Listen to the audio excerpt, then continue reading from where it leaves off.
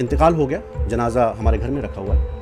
मैं सराहने बैठा हूँ, फ़ोन मेरे पास रखा है, जनाजा मेरे पास रखा है और मैं सोच रहा हूँ एक ऐसा लड़का जो जीवन में हारा हुआ है, उसने फैसला लिया है कि वो अपना परिवार, अपनी चीज़ें, अपनी ज़िंदगी को एक नए आगे मुकाम पे लेके जाएगा, कामयाब होगा, सब कुछ बदलेगा। और मैं आज यहाँ बैठा हूँ, मैं इसको क्या जवाब दूँ? मैंने नौकरी छोड़ी, मैं दोबारा आया, वो भी मेरे लिए एक रिजेक्शन था। मुझे लगा कि मैं इस माहौल में फिट नहीं हूँ।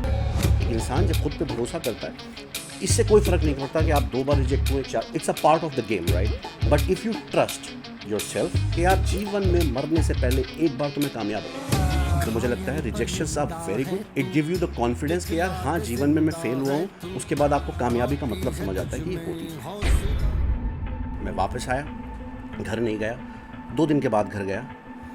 घर वालों को समझाने में 1 साल लग गया कि मैं क्यों वापस आया।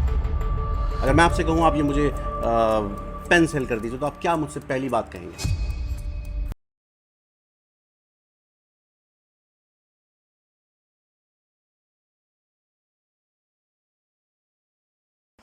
आदाब दोस्तों, आज आपका वेलकम करते हैं अनफिल्टर्ड आवाज़ के एक नए एपिसोड में। आज का गेस्ट हमारे लिए बहुत ही ख़ास है।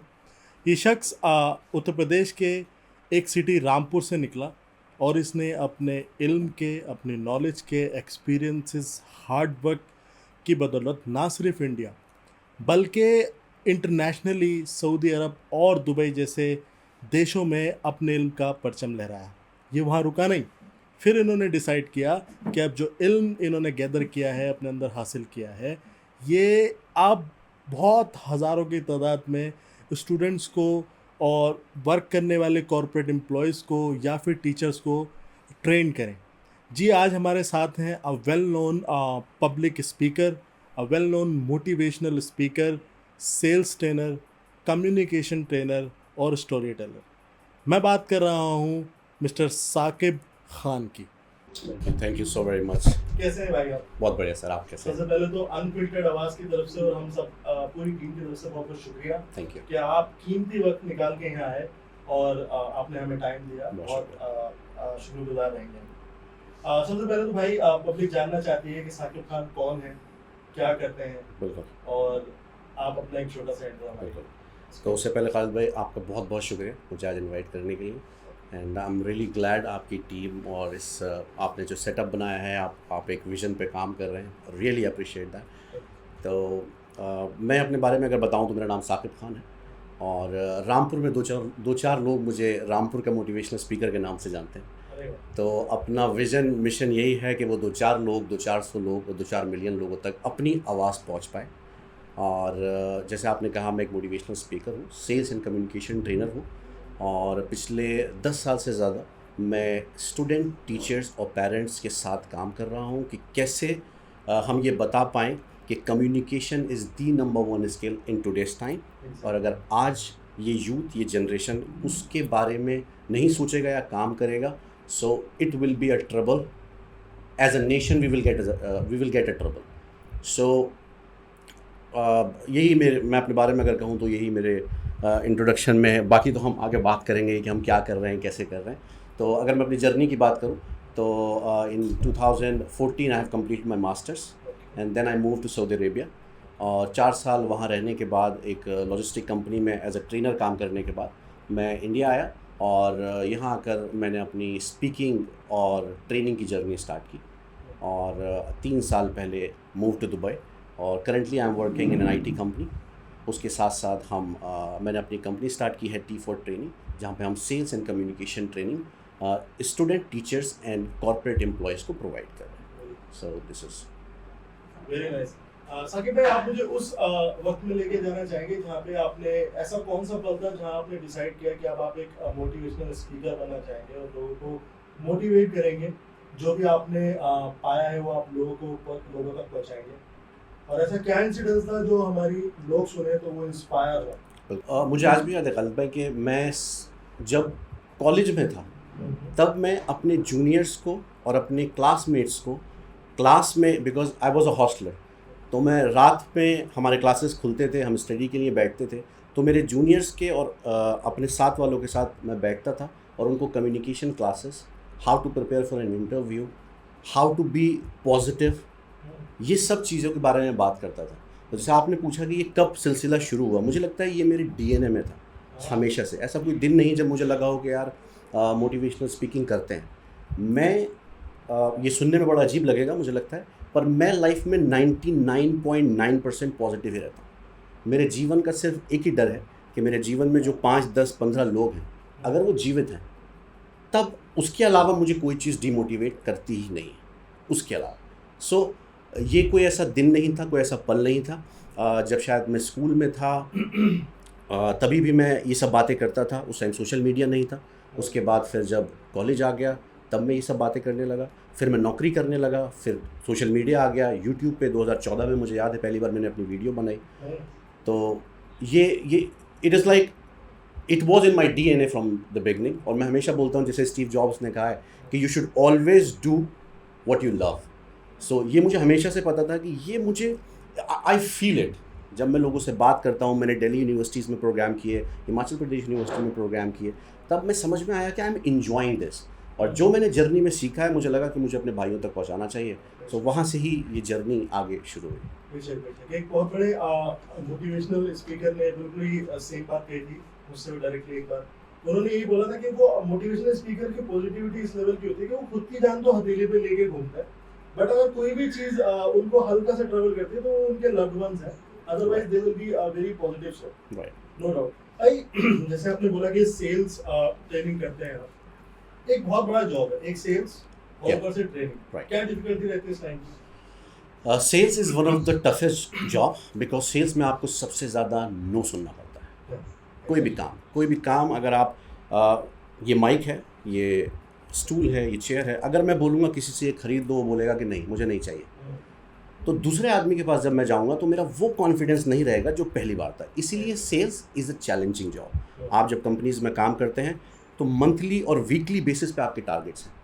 आज तो आपने 4 चेयर बेच दी, तो क्या कल आप 4 बेचेंगे, परसों 4 बेचेंगे? That's why sales is one of the difficult job people finds, right. तो आपने खुद में सेल्स किया?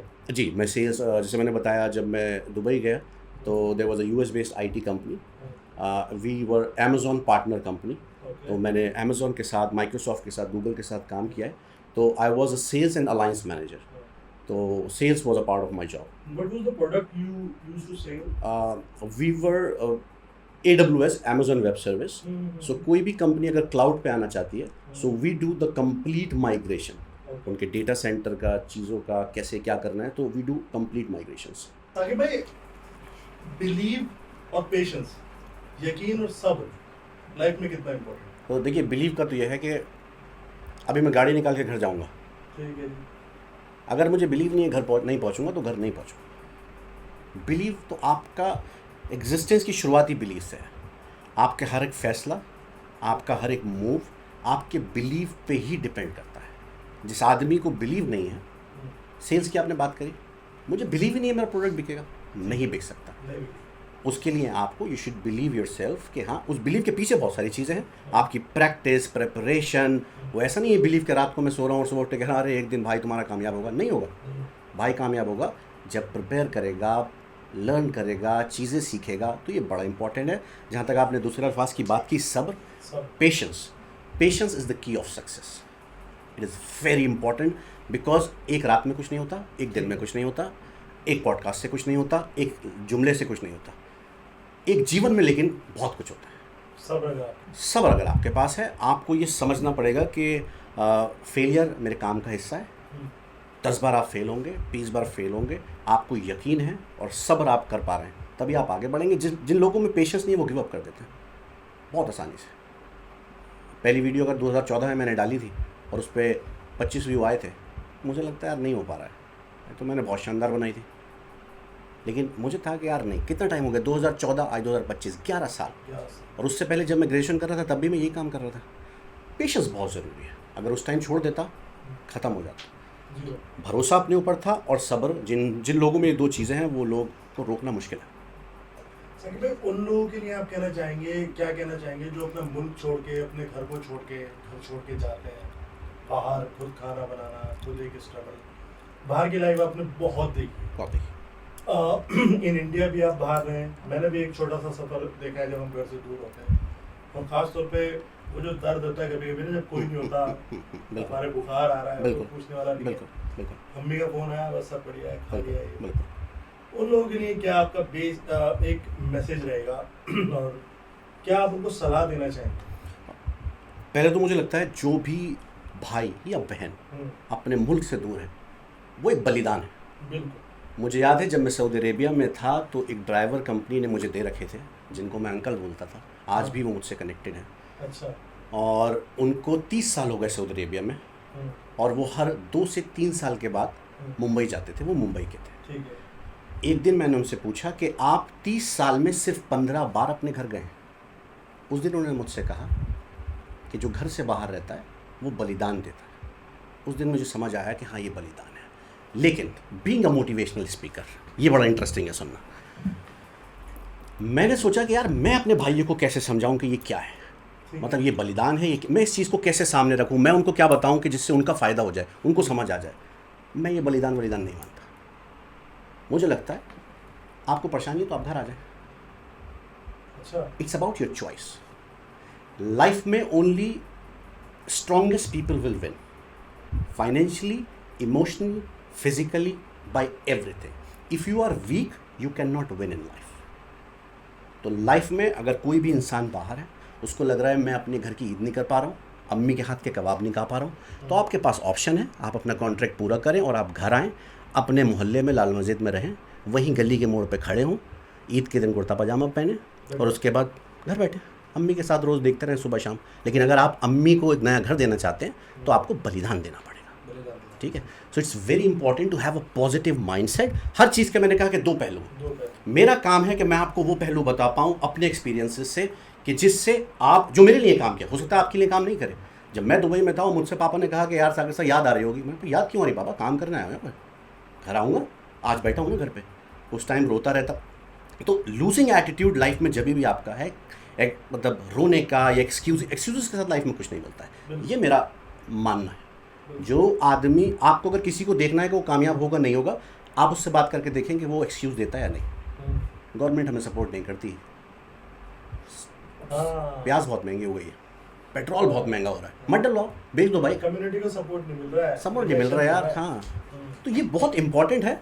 आप पॉलिटिक्स में जाएं, स्ट्रॉन्ग पोजीशन पे बैठे, पढ़ें लिखें, समझें कि कहाँ पे पॉलिसीज़ बनती हैं, कैसे डिसीजन लिए जाते हैं, एजुकेशन की पॉलिसीज़ क्या होती हैं, आपके हक की पॉलिसीज़ कहाँ हैं। आप एक माइनॉरिटी में रहते हैं, अगर मैं मुस्लिम कम्युनिटी की बात करूँ, आप एक माइनॉरिटी में हैं, अगर आप सही जगह पे नहीं बैठे हैं तो ये आपकी गलती है।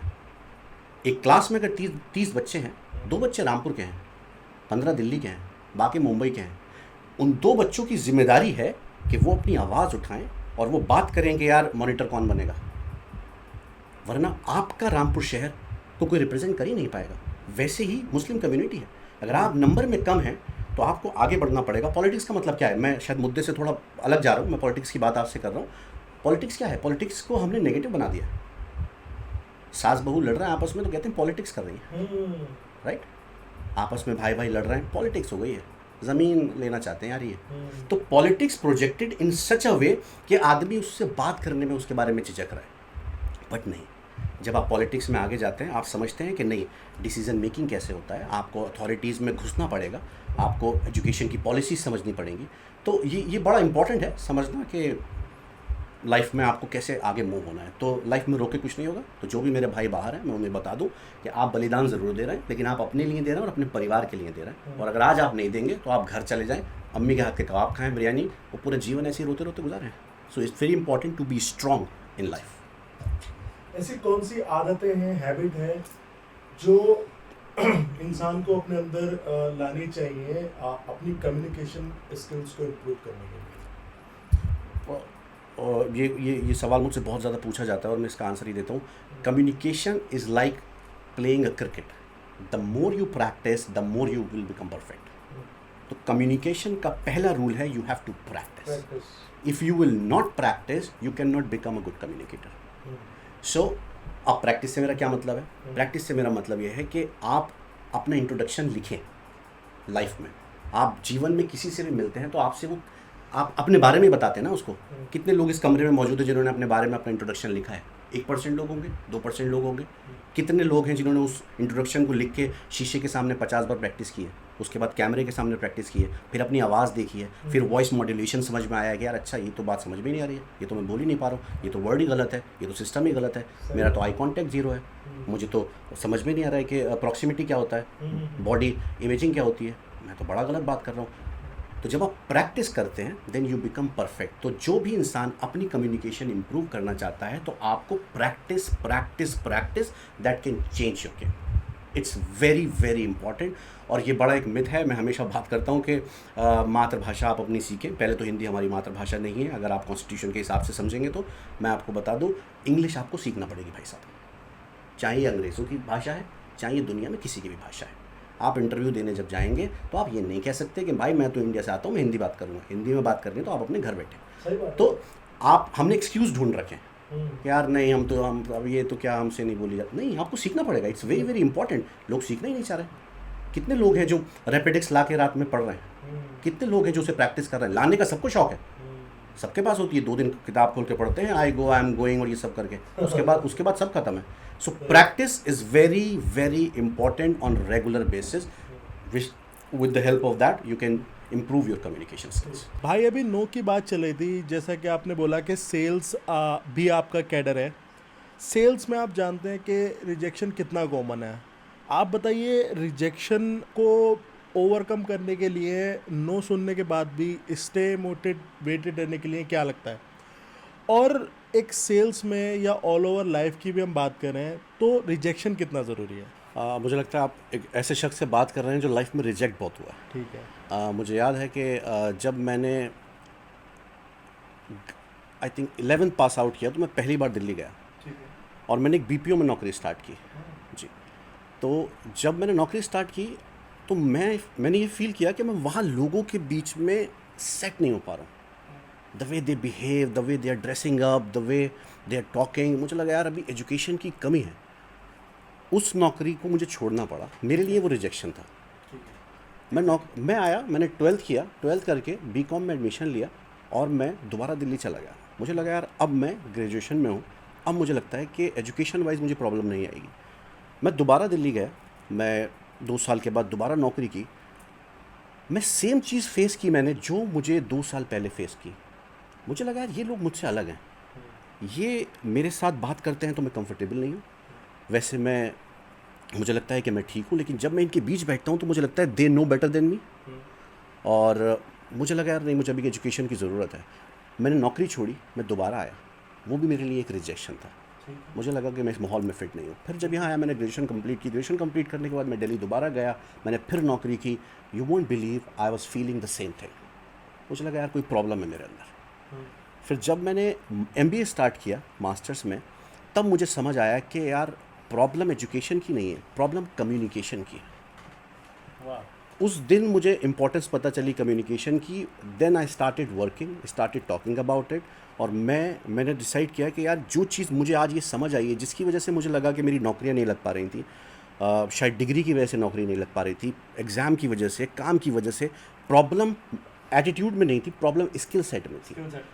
और तो जब आप रिजेक्ट होते हैं और आपको अपने ऊपर भरोसा बहुत होता है, एक इंसान जब खुद पे भरोसा करता है, इससे कोई फ़र्क नहीं पड़ता कि आप 2 बार रिजेक्ट हुए, 4, it's a part of the game right. But if you trust your self कि यार जीवन में मरने से पहले एक बार तो मैं कामयाब हूँ, तब भरोसा एक बड़ा इंपॉर्टेंट है। तो आपको अपने ऊपर भरोसा रखना पड़ेगा और रिजेक्शन को एक्सेप्ट करना पड़ेगा कि हाँ यार एक दिन चीज़ें मूव होंगी। उसके लिए आपकी क्लैरिटी होना बड़ा ज़रूरी है। अगर लाइफ में आपको क्लैरिटी नहीं है कि आप कहाँ जा रहे हैं, कैसे जा रहे हैं, कहाँ पहुँचना चाहते हैं, एवरीथिंग इज़ अ वेस्ट। आप टाइम ख़राब करेंगे, आप वक्त ख़राब करेंगे, उस रिजेक्शन का कोई मीनिंग नहीं होगा। लेकिन अगर आप एक डायरेक्शन के साथ आगे बढ़ रहे हैं तो मुझे लगता है रिजेक्शंस आर वेरी गुड।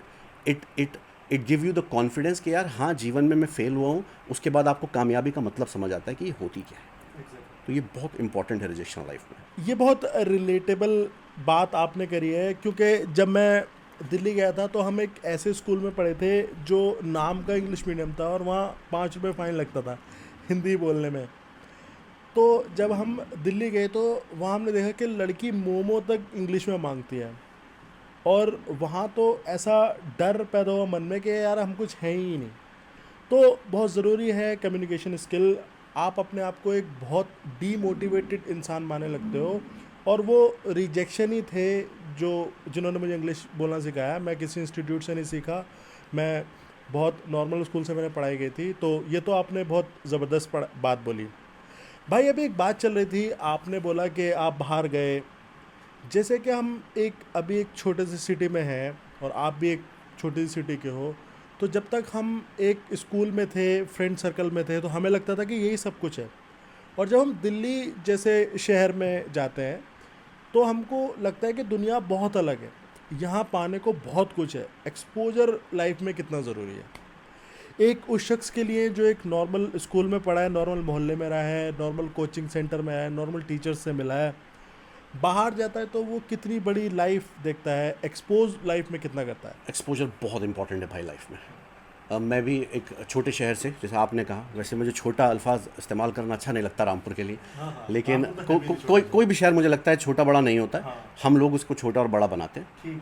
तो एक्सपोजर लाइफ में बहुत ज़रूरी है। कल मैं किसी का एक किस्सा सुन रहा था, तो मुझे याद है कि उन्होंने उससे कहा कि कोई भाई हैं रामपुर के, उन्होंने इंस्टाग्राम पे अपने बच्चे का पिक्चर अपलोड किया अपनी वाइफ के साथ, और उनके ख़ानदान से किसी का कॉल आया उनके पास कि यार तुमने ये क्यों किया, तुम्हें पता नहीं ये पिक्चर पूरी दुनिया देखेगी। तो उन्होंने कहा कि अच्छा ये गलत हो गया क्या मुझसे। उन्होंने कहा यार ये गलत हो गया, ये तो तुम्हारे ख़ानदान में, रिश्तेदार में तुम्हारी नाक कट जाएगी, तुमने अपनी बीवी का पिक्चर कैसे डाल दिया बच्चे के साथ। उनको 2 घंटे लग गए वो पिक्चर उस सोशल मीडिया से हटाने के लिए, क्योंकि उनसे इंस्टाग्राम चलाना भी नहीं आता है। तो उन्होंने किसी को बुलाया, वो पिक्चर हटवाया, उसके बाद वो शांत हुए, उनको लगा नहीं लाइफ में अब ठीक हो गया। आपने एक्सपोजर की बात की, जब आपको एक्सपोजर नहीं होता है तब आपको कोई भी इन्फ्लुएंस कर सकता है। आप मुझे बता सकते हैं क्या सही है क्या गलत है। अगर मुझे कुछ नहीं पता है तो आपकी बात मेरे लिए बिल्कुल ठीक है। आप कह सकते हैं कि गर्ल्स की एजुकेशन नहीं देनी चाहिए ना, उनको घर में बिठाना चाहिए, जॉब नहीं करानी चाहिए, काम नहीं कराना चाहिए। मैं आपकी हर बात पे हाँ करूँगा, लेकिन अगर मैंने आपसे ज़्यादा दुनिया देखी है, अगर मैं आपसे ज़्यादा एक्सप्लोर कर चुका हूँ, तो मैं आपको काउंटर कर सकता हूँ, मैं आपको बता सकता हूँ। यही काम एजुकेशन का भी है। इसलिए मैं बोलता हूँ तालीम आपका माइंडसेट ओपन करती है सही और गलत पहचानने के लिए। तो ये बहुत इंपॉर्टेंट है। एक्सपोजर से आप इंसान बनते हैं, सोचने समझने की आपकी क्षमता बढ़ती है, और आपको पता चलता है लाइफ में सही क्या है और गलत क्या है। बहुत इंपॉर्टेंट है। प्रोफेशनल, फाइनेंशियल, हर एतबार से एक्सपोजर बहुत ज़्यादा इंपॉर्टेंट है। और मुझे तो लगता है कि नौकरी से पहले अगर इंसान के पास पैसे हैं तो उसको ट्रैवल करना चाहिए, उसको लोगों से मिलना चाहिए, डिफरेंट कम्युनिटी से। मुझे आज भी याद है जब मैं 12th में था, मुझे भी इंग्लिश सीखने का बड़ा शौक़ था, क्योंकि मुझे हर दौर में, हर जगह मेरे टीचर्स ने, मेरे दोस्तों ने, इवन ख़ानदान में सब ने ये कहा कि तुम जीवन में कुछ नहीं कर सकते, और बात करना तुमसे नहीं आता है, अच्छे कपड़े तुम नहीं पहनते हो, अच्छे तुम नहीं दिखते हो, पैसे तुम्हारे पास नहीं है, लाइफ में करोगे क्या। मुझे लगा यार कम्युनिकेशन, मुझे इंग्लिश सीखना पड़ेगी। मुझे याद है मैं दिल्ली जाता था, जामा मस्जिद जाता था, और मैं फॉरेनर्स के साथ बात करता था। अच्छा।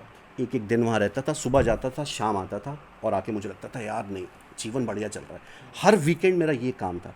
तो इस तरह से जब आप ट्रैवल करते हैं, लोगों से मिलते हैं, बात करते हैं, तो आप सीखते हैं कि जीवन में ज़रूरी क्या है और जीवन में आगे बढ़ा कैसे। तो एक्सप्लोर आपने पूछा है, it is very very very important. भाई जैसा कि एक हर किसी की ज़िंदगी में इस तरह की चीज़ें आती होंगी, जिस तरह जब हम सुबह उठते हैं तो हमें लगता है कि मैं सब कुछ कर लूँगा, जितनी भी चीज़ें मैंने सोची हैं, टाइम लगेगा बट बाय हुक और बाय क्रुक मैं ये चीज़ें कर लूँगा। बट कोई कोई दिन ऐसा भी आता है जिसमें इंसान को लगता है कि यार मुझसे हो ही नहीं पाएगा। आप एक डीमोटिवेटेड फील करने लगते हो मॉर्निंग से कि यार नहीं हो पाएगा। तो बीइंग अ मोटिवेशनल स्पीकर, आप अपने आप को कैसे मोटिवेट करते हो, और जब इंसान लो फील करे उस दौरान क्या ऐसी बेस्ट चीज़ें होती हैं जिससे हम स्टे मोटिवेटेड रह सकते हैं। देखिए, मुझे लगता है कि हमें ज़िंदगी की सच्चाई को समझने की बड़ी ज़रूरत है। कोई भी इंसान 24 घंटे 7 दिन 365 दिन खुश नहीं रह सकता, ये प्रैक्टिकल नहीं। बीइंग अ मोटिवेशनल स्पीकर मैं ये बता दूं और मैं ये कह दूं कि नहीं भाई, जीवन में खुश रहना है। किसी के बाप को कैंसर डायग्नोज हो गया, आप खुश नहीं रह सकते। You will be in a stress, you will be in a problem. मुझे याद है अपने दोस्त के साथ जब मैं स्ट्रगल कर रहा था, तो हमने प्लान किया कि यार हम मुंबई जाएंगे। लाइफ में यहाँ कुछ नहीं हो पा रहा है और हम कुछ बड़ा करेंगे, पैसे कमाएंगे, सब कुछ करा। और ये तब सोचा रहे हम, तब हमें 10 फेलियर मिल चुके हैं। तब हमने प्लान बनाया कि हम शहर छोड़ेंगे और हम जाके एक्सप्लोर करेंगे, जैसे कि आपने इससे पहले सवाल में पूछा। मुझे याद है हमने सारा प्लान कर दिया और मैं आपको बता दूं हमारे पास पैसे नहीं हैं अभी इतने। ठीक है, हम सिर्फ जा सकते हैं, हमें नहीं पता, हम मुंबई में किसी को जानते नहीं हैं, हम कहाँ रहेंगे, हम स्टेशन पे सोएंगे, हमारा कोई दोस्त है, हमें कुछ नहीं पता। लेकिन हमें लगा कि यार जीवन में कुछ करने के लिए रिस्क लेना पड़ेगा और हमें कुछ बड़ा स्टेप लेना पड़ेगा। हमने डिसाइड किया कि हम मुंबई जाएंगे। सारी बातें हो गई, दोस्त से प्लान कर लिया, सब कुछ कर लिया। उसी दिन शाम में मेरे पास घर से फ़ोन आता है कि किसी की तबीयत ख़राब है, मेरे रिलेटिव्स में बड़े करीबी मेरे। मैंने कहा यार चलो ठीक है, मैं तो सुबह निकल रहा हूँ और देखो टेक केयर करो घर में। मैंने मम्मी से, भाई से, बहनों से बोलो। 2 घंटे के बाद कॉल आया कि उनका इंतकाल हो गया। मैंने सोचा कि यार अब क्या करूँ। लाइफ में मैं 10 फेलियर के बाद मैंने एक फ़ैसला लिया था कि मुझे कुछ करना है जिसके ऊपर मेरा दोस्त भी डिपेंडेंट है और हर बार कोई ना कोई परेशानी आती है। इस बार मैं क्या करूँ। मुझे लगा family is the priority. I came to Rampur और मैं आया और इंतकाल हो गया। जनाजा हमारे घर में रखा हुआ है, मैं सराहने बैठा हूँ। मैंने दोस्त को अभी कुछ नहीं बताया। 2 बजे उसका मेरे पास मैसेज आता है, पैकिंग हो गई।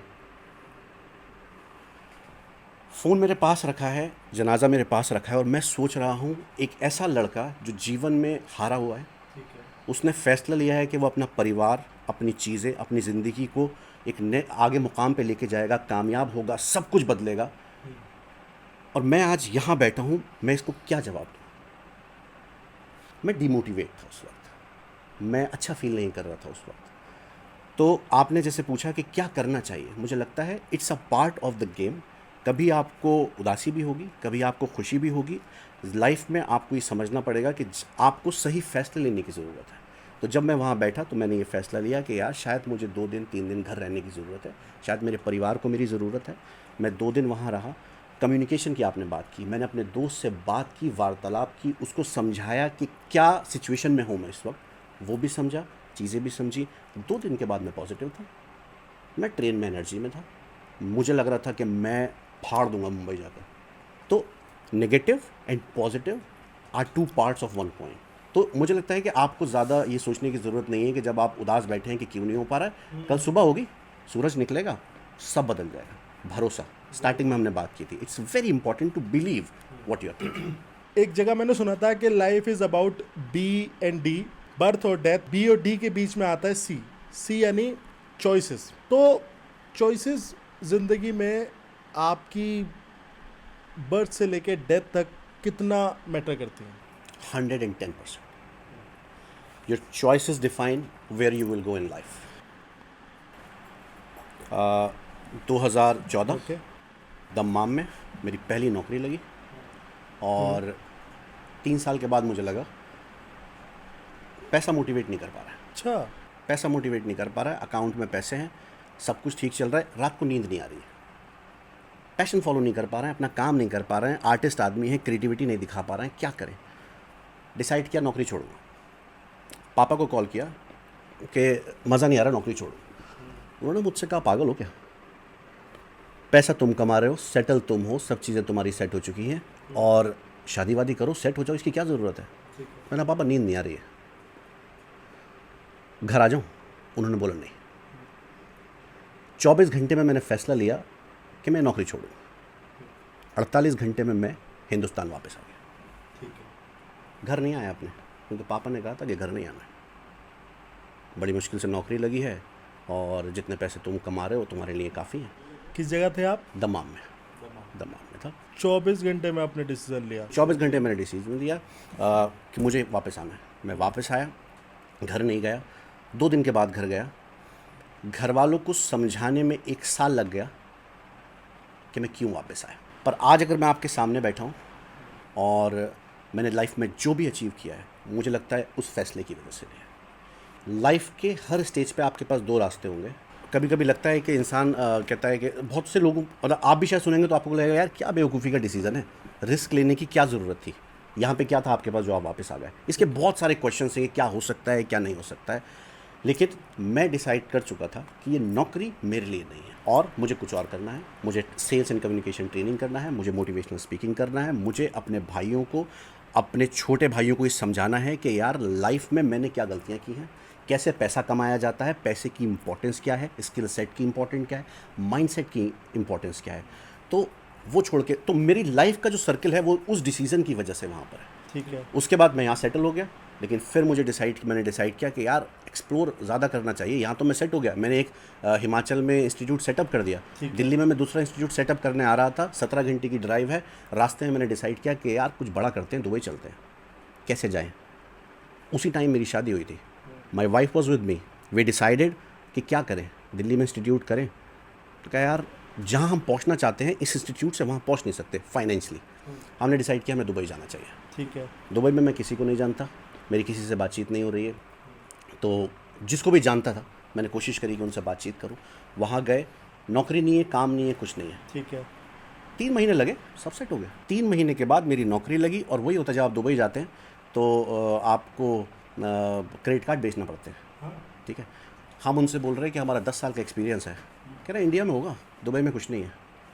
तो सारी एक जर्नी करने के बाद मेरी समझ में ये आया कि लाइफ में मैंने जब जहाँ जो फैसले लिए हैं उसकी वजह से मैं यहाँ पर हूँ। और इंसान को जब भी ज़िंदगी में 2 ऑप्शन मिले, उसको समझदारी से सोच समझ के फ़ैसला लेना चाहिए, क्योंकि उसकी आगे की ज़िंदगी उस फैसले पे ही depend. Being a communication trainer जैसे कि आप हैं, ऐसी कौन सी गलतियाँ हैं जो लोग करते हैं while communication, while connecting with others? और अगर हम कम्युनिकेशन ट्रेनिंग भी करते हैं तो भी ऐसी कौन सी गलतियाँ हैं जो ये नए लोग करते हैं, वो मैं आपसे जानना चाहता हूँ। पहले तो मुझे लगता है मैं एक कॉन्सेप्ट क्लियर करना चाहता हूँ। Speaking and communication are 2 different thing. We need to understand that, right. जब आप स्पीकिंग की बात करते हैं उसमें आप लैंग्वेज की बात कर सकते हैं। Exactly. बट जब आप कम्युनिकेशन की बात करते हैं उसमें लैंग्वेज का कोई लेना देना नहीं। सबसे बड़ी गलती, आजकल इंसान सुनने को तैयार नहीं। मैं यहाँ पर आया हूँ, ठीक है। मैं सोचूं भाई मैं तो तुर्रम खा हूँ, दुबई में रहता हूँ, अपनी बात करने आया हूँ, अपना मैसेज देने आया हूँ, Exactly. बात करूँगा और जाऊँगा। I am a bad communicator. ना मेरी बात कोई सुनेगा, जल ना मेरी बात कोई समझेगा। So the first thing is you need to understand that listening is ठीक है। Equally important as speaking. In communication. In communication it is very very very important. तो मुझे लगता है listening is the number 1 thing, और लोग आजकल सुनना नहीं चाह रहे हैं। जब मैं जनरली, मतलब मुझे याद है कि जब मैं लोगों से बात कर रहा था ट्रेनिंग के टाइम, मैं जब उनसे सवाल कर रहा हूँ, वो दिमाग में सोच रहे हैं जवाब क्या देना है, वो मेरा क्वेश्चन ही नहीं समझ पा रहे हैं। मैं पूछ कुछ रहा हूँ, वो जवाब कुछ दे रहे हैं। तो listening is very very important, और ये बहुत बड़ी गलती है जो लोग करते हैं। आपने बोला कि आपने सेल्स से अपनी जर्नी की शुरुआत की। भाई, सेल्स में ऐसा कौन सा मौका था जब आपने बहुत अपने स्ट्रिक्ट क्लाइंट को या अनएक्सपेक्टेड क्लाइंट्स को एज अ सक्सेसफुल सेल्स में कन्वर्ट किया? वो स्टोरी आप शेयर करना चाहेंगे? बिल्कुल करना चाहेंगे सर। मुझे मेरे पास इस जैसी बड़ी स्टोरीज हैं, लेकिन एक जो मुझे अभी इस टाइम याद आ रही है कि दुबई में था। दुबई में ही एक कस्टमर था। It was a $1 million deal. What was the product?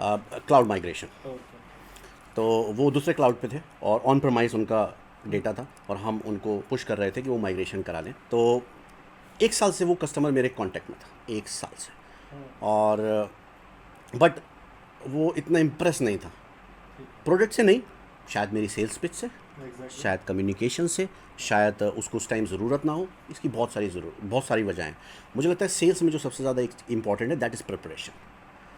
If you are not prepared कि आपका प्रोडक्ट क्या प्रॉब्लम सॉल्व करेगा, कस्टमर की नीड क्या है, कस्टमर को चाहिए क्या, अगर आप वो कस्टमर को एक्सप्लेन कर पाएँ, तब आप बड़ा फेमस है, आपने देखा होगा, sell me this pen, right. ये आप सेल्स की अगर बात करें तो हर आदमी यही बात करता है, सेल मी दिस पेन। इसके पीछे कॉन्सेप्ट क्या है, इसके पीछे वजह क्या है? इट्स नॉट अबाउट इंटरव्यू में बहुत लोग पूछते हैं कि भाई सेल करके दिखाओ। तो अगर आपसे पूछूं आपको क्या लगता है कि लोग क्यों ये सवाल पूछते होंगे? अगर मैं आपसे कहूँ आप ये मुझे पेन सेल कर दीजिए, तो आप क्या मुझसे पहली बात कहेंगे? पेन की क्वालिटीज़ बताऊंगा, आपकी नीड्स देखूंगा, क्या आपको पेन की ज़रूरत है भी है कि नहीं है। एग्जैक्टली, नीड्स देखूंगा। बिल्कुल सही कहा आपने। सेल्स का पहला रूल है ask questions, right. Whenever, because सब लोग ये करते हैं, ये मग इंपॉर्टेंट क्यों है, ये माइक की क्वालिटी क्या है, इसमें तो आवाज़ बड़ी अच्छी आती है, नहीं। You need to ask questions first. Sales का पहला रूल ये है। आपको पेन चाहिए क्यों? आपने लास्ट टाइम पेन यूज़ कब किया था?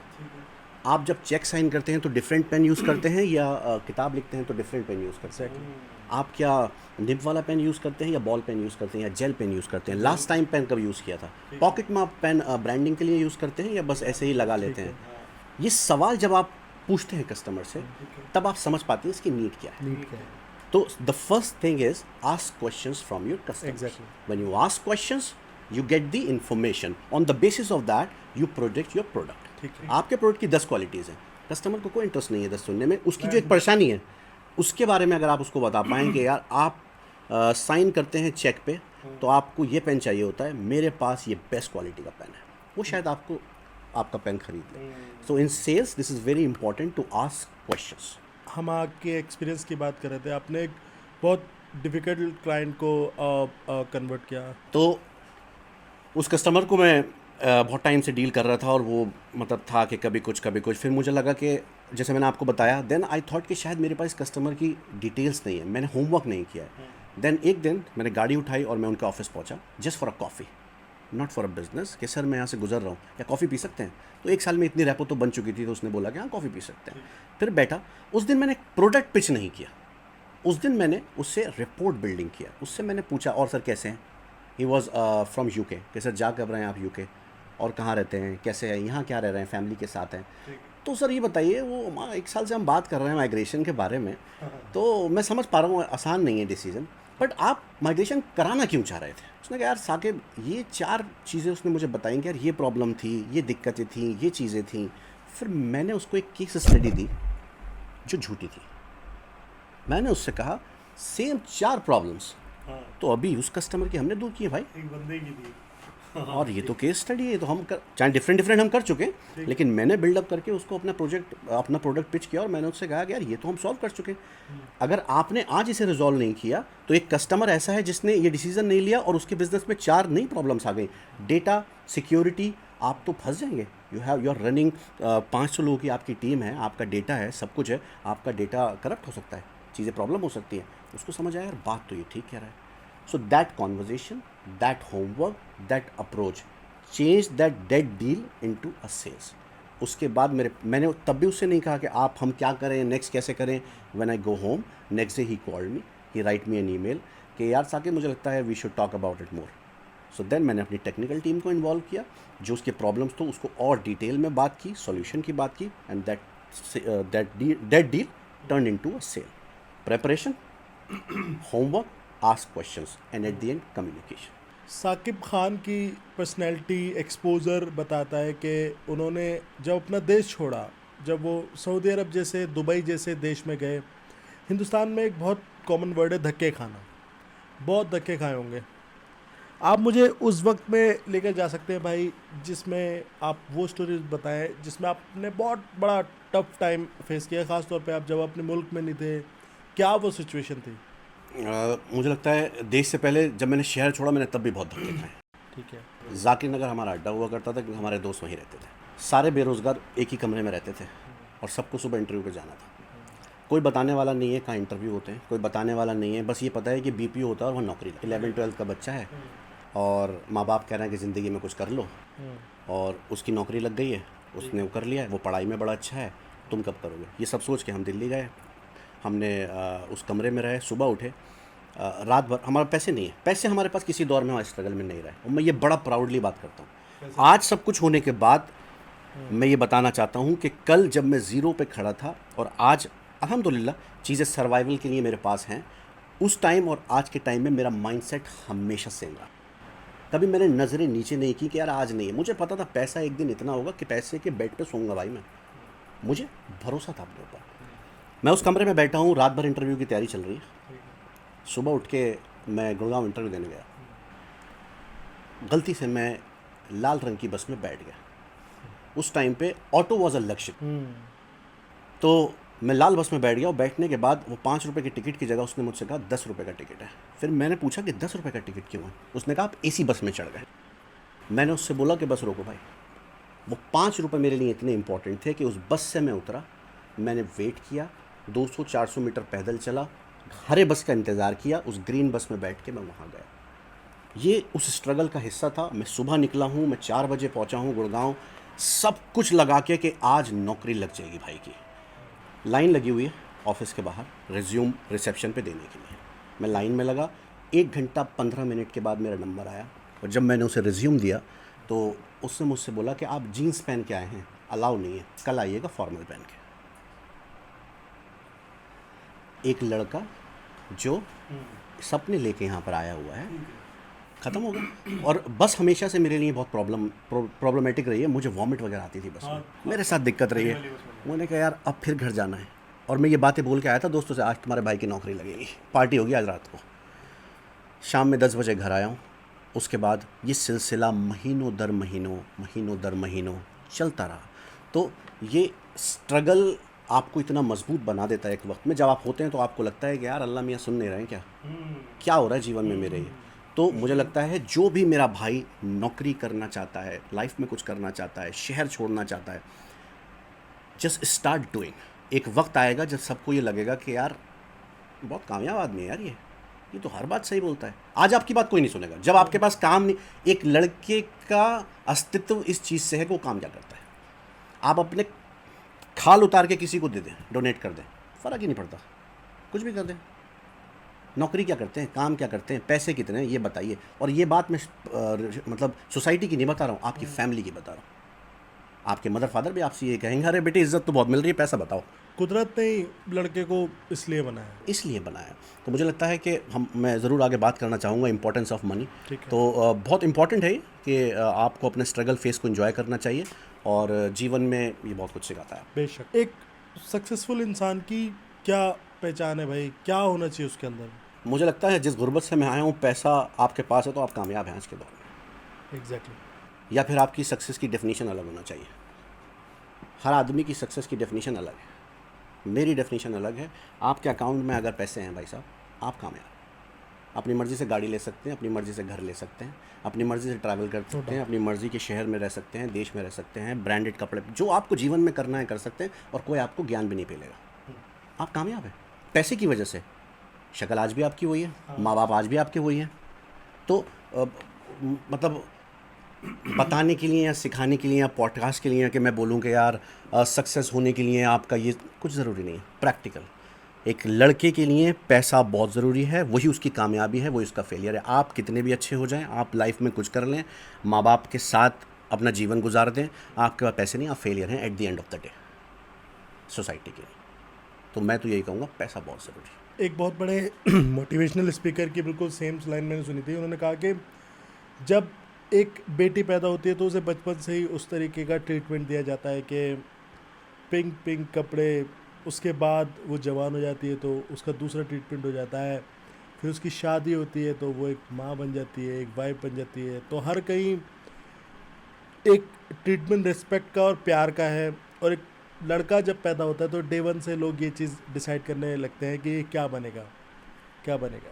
तो ये जो स्पीशीज़ है, जो इसका मेन पार्ट जो है ना, वो मेहनत ही है। आप अपने पर्सनल फेलियर्स शेयर कर सकते हैं कि आप कहाँ फेल हुए और फेलियर्स लाइफ में कितने इम्पोर्टेंट हैं?